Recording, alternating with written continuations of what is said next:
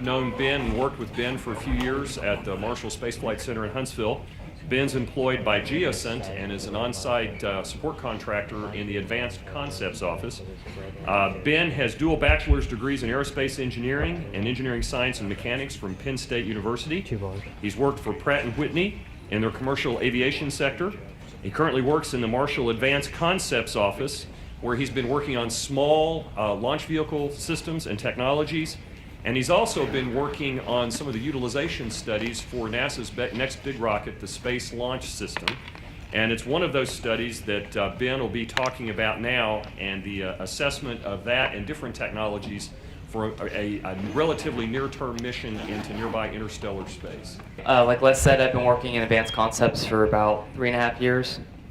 I came in doing some small launch vehicle work that they hired me in to do, and then I've recently, in the past year or so, transitioned to more SLS focus, Space Launch System focus. So a couple of years ago, Les got me involved in this work, the Interstellar probe stuff for the Keck Institute back about 1.5 years ago now. So the gist of the whole study was to basically study what kind of probe would be the follow-on to a Voyager type mission. So Voyager 1977 launched, right, and took about 27 years to reach the termination shock, which is right. Oh, do that right here, right where that arrow is, yeah, 27 years, and then it took another 9 years to reach the heliosheath, which is this middle part right here, and then which is all about the time in someone's career span. So if you start working on that at the beginning of your career, hopefully you would see it while you're still working, if not after you're already retired. So they wanted to look at something, obviously, that went a lot faster. So instead of going 100 AU, which was about where that red arrow is pointing, in 36 years, you wanted to go in there about 10 years, so about 10 AU per year. And so what you would need to do is obviously advance your propulsion systems to get you there, which would be the next step. So we looked at something called a magnetically shielded miniature hall thruster, or a MASME hall thruster, a solar sail, and then an electric sail. And I'll go through each of those and the assumptions that we used for them. Yeah, so here's just the people that were involved with it. We were working with JPL, who was giving us some inputs, and then we also used some data from Marshall too.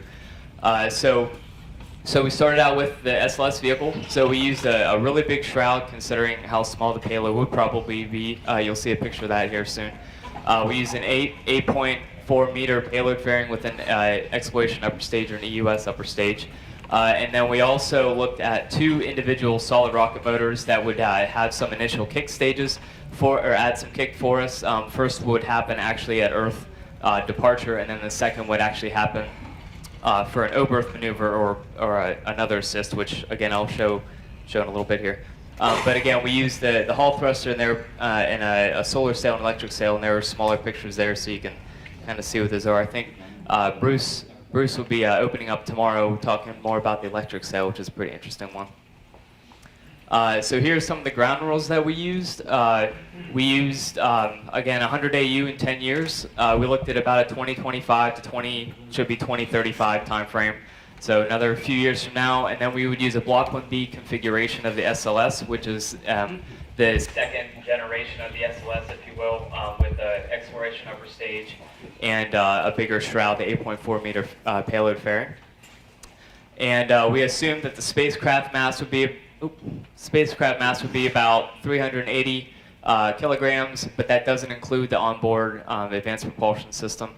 And then we would also use a heat shield, especially for something like an O-berth maneuver where we get amazingly close to the sun, make sure that it doesn't burn up. We just use something that NASA's doing, the Solar Probe Plus mission. We just assumed that that technology would be ready by the time frame we would need it for this mission.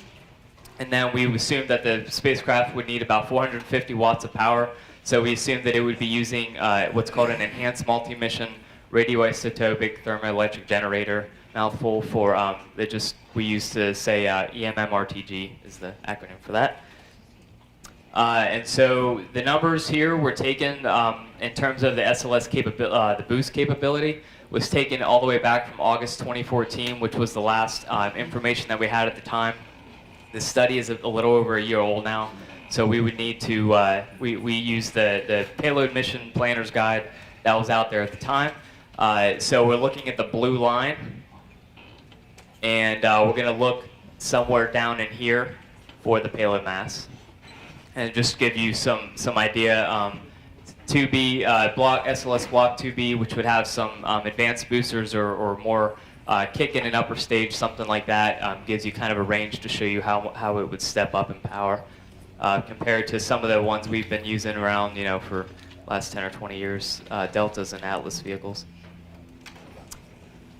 So what we used for each of the propulsion systems, we used for the MASME Hull thruster, we said we're just going to use it until end of life, so 50,000 hours about. So you'll see in a minute here the trajectory options that we looked at.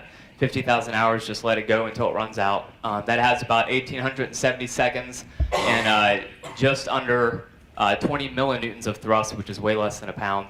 So that would need to be on for quite a while. And then for a solar sail option, we would look at maximum size of about 200 meters per side of a square. And then this, looking at the aerial density assumptions that we had, 10 grams per square meter and then 3 grams, which is very advanced. That would require some technology development because right now, if some of you were here yesterday, you heard Les talking about a 25 gram per meter squared, which is the current technology of the solar sail. So we would need to have some technology development, so we assumed that, and then we assumed a lot of technology development to get to the 3 grams per meter squared. So each of those just gives you a different acceleration because you have different area for that, and they change mass too. So this is kind of the lowest TRL propulsion system that we looked at, something called electric sail or an e-sail.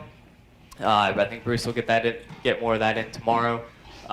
So basically what happens is the wires deploy, tethers deploy from the center body of the spacecraft, and it rotates just enough to keep the wires taut, and it takes the energy coming from the sun and basically reflects that, and it propels it forward. So you use the solar wind, which comes from the sun, and that will have a diminishing return eventually, but it can go way further than something like a solar sail. So we looked at that as well. To keep the lowest mass possible, we looked at aluminum and the thinnest gauge that we could, which is about 36 gauge wire. So pretty light.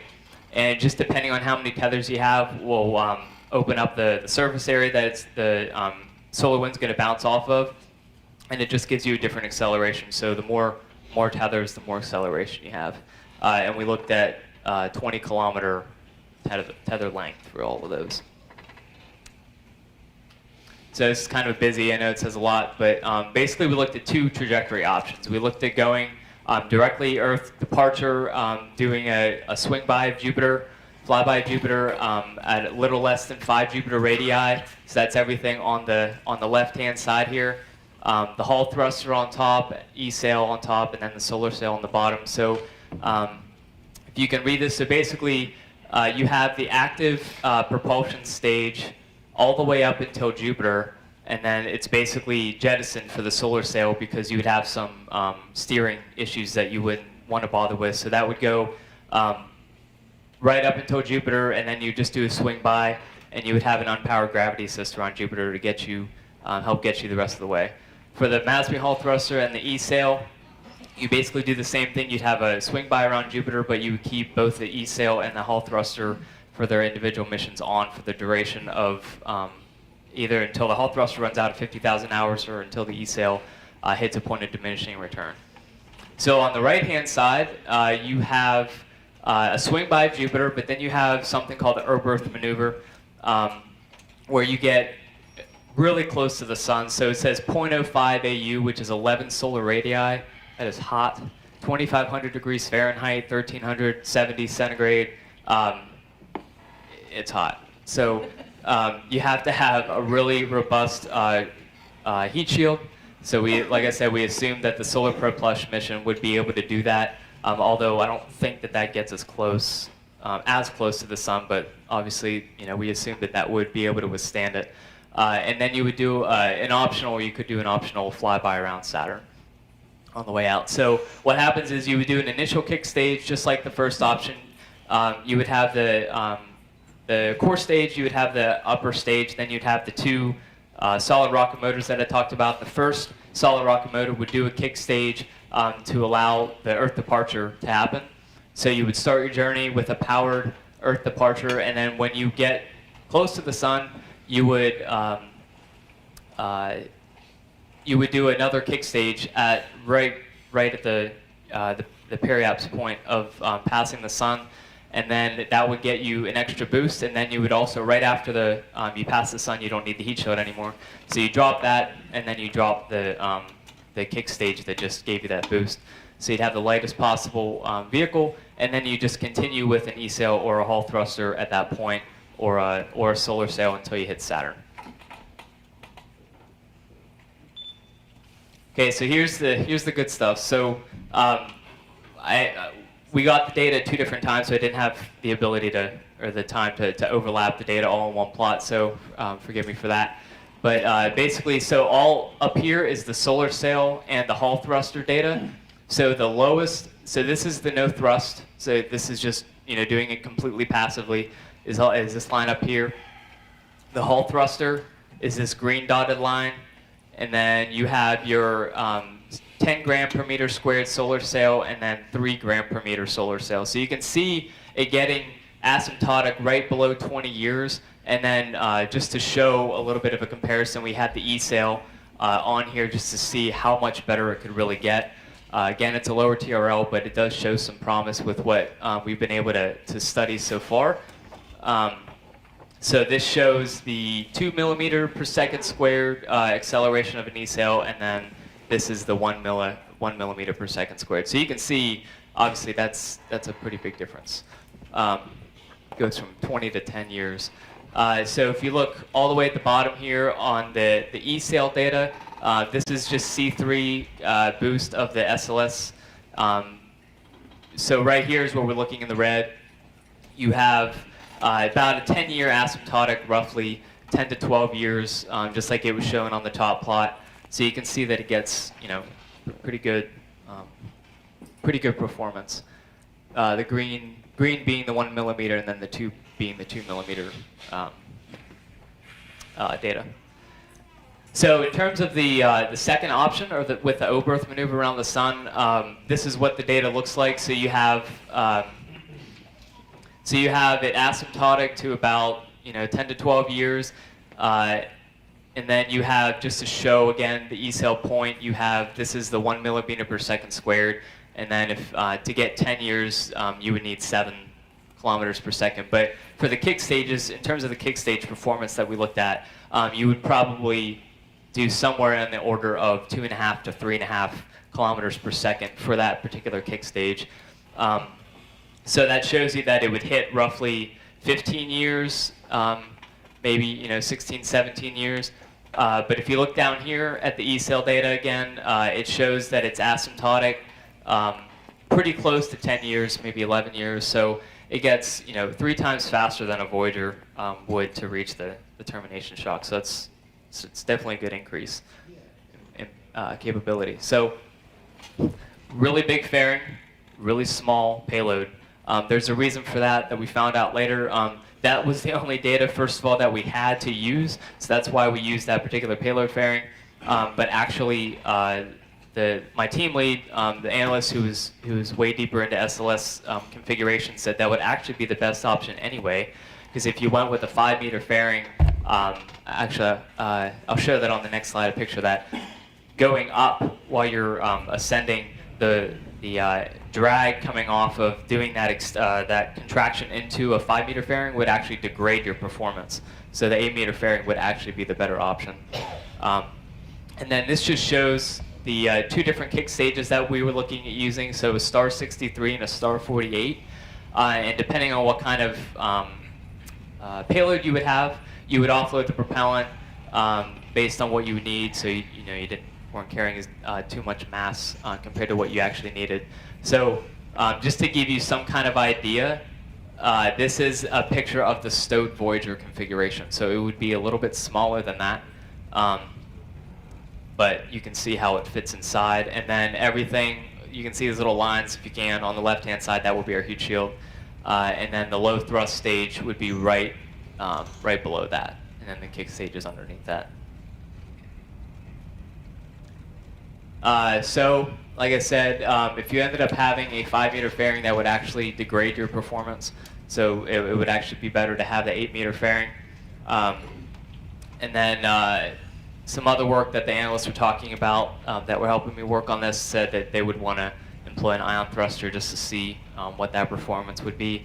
And then they were, of course, concerned about the over-Earth maneuver being that close to the sun and burning up, because it brings in all kinds of considerations with the heat from the heat going after the solid rocket motor itself, waiting for that long to actually light it, which was about 3 years into the journey. So you have to go around Jupiter, come back around the sun. That's about a little under 3 years. Having it cold for that long and then heating it up that close to the sun, would you have any structural issues as well as performance issues? So that's all I got. Kind of sped through it, but any questions?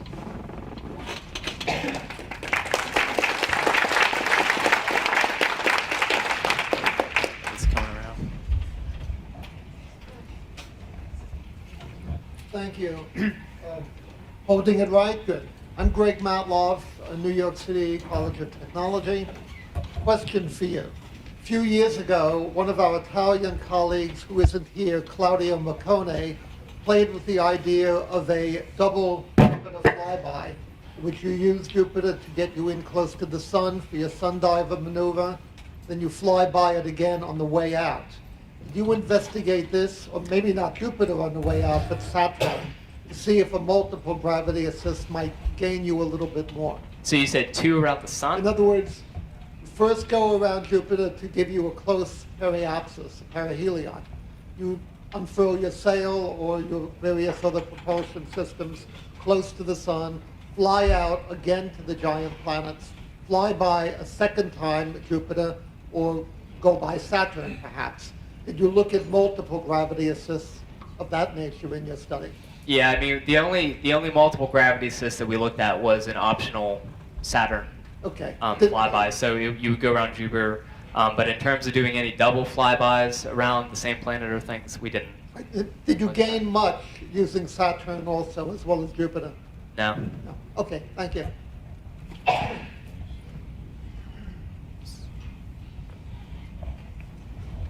One of your final charts, you had the SLS options and you had several payload configurations. And the payload was in the range of 6,000 to 7,000 kilograms. Was that exclusive of the Hall thruster propulsion system? Talking about this chart? Yeah. Talking about that one? So what was your question? Of the 6,000 or 7,000 kilograms, does that include the Hall thruster propulsion systems, or Yeah, is so that only science payload? That includes over here the spacecraft itself, the low thrust option, advanced propulsion stage, the heat shield, and the kick stage. So the only reason that it's differing really, except because of the advanced propulsion stage, is how much propellant you offload in the solid kick stages. So if you look at that, how much do you get for science? How many kilograms? So I think it was little over 300 kilograms, 400 kilograms worth of the satellite itself. We didn't go into detail in terms of how much instrumentation. Oh, that's great. Thank you. Yeah.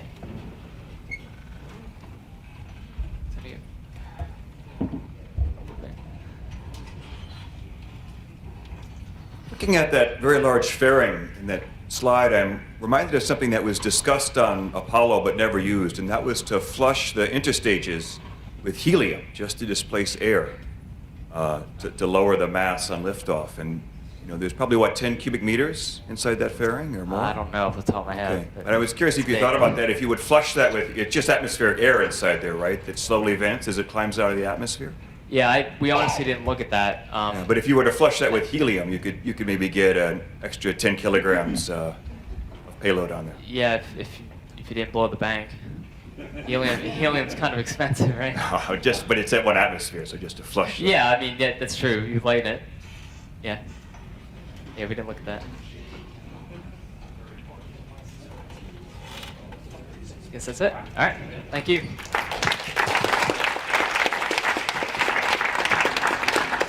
Ben finished a little ahead of schedule. They're doing a little bit of switching on the charts before I introduce our next speaker. So I'm going to take director's privilege just for a second. Those of you who were in my propulsion class yesterday, you've heard solar thermal, nuclear thermal, electric propulsion, solid rocket motors, all the stuff we covered in there. So we had a tutorial of that yesterday. As the person who was working with Ben on this study and using the data out at the Keck Institute, I want to take just a minute to embellish on this mission.